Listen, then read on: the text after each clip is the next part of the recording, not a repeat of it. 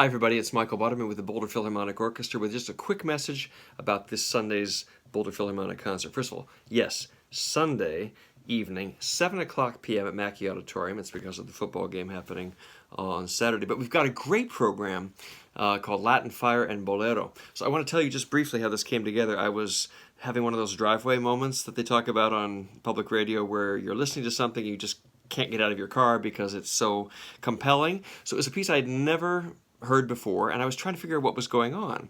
I thought maybe it's Philip Glass. No, it's actually sounds like Downton Abbey soundtrack, or maybe from the Civil War, that PBS series. No, it's wait a minute, there's something that sounds a little bit like a cymbalum, that like Hungarian folk instrument. And then later on in the third movement, it turned into something that seemed like a riff on Bohemian Rhapsody of Queen.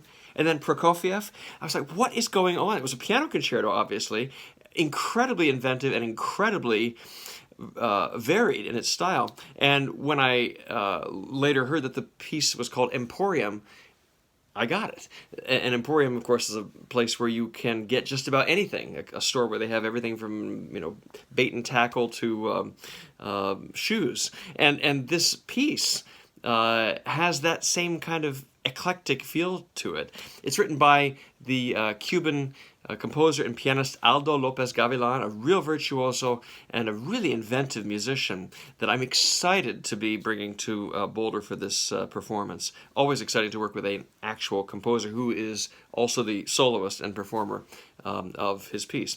And so we're going to be, along with that, playing music by two Argentinian composers, Alberto Ginastera, the Variaciones Concertante, real virtuoso piece for the orchestra, as well as Tangazo of Astor Piazzolla, a piece that's going to have a couple of dancers from Boulder Tango Studio joining us. And then we close with Ravel's Bolero, which is one of those pieces that is incredibly well known, of course. Just a real exercise in pacing and in restraint, in a way. This riff that starts, or this rhythm that is played by the snare drum that consists of over 4,000 notes by the end of the piece, has to just be incredibly gradually increased in volume over about 17 or so minutes. It just has a kind of real shattering effect when that is managed properly, which we're going to do for you. So check us out Sunday, 7 o'clock p.m., Macky Auditorium for Latin Fire and Bolero. We'll see you there.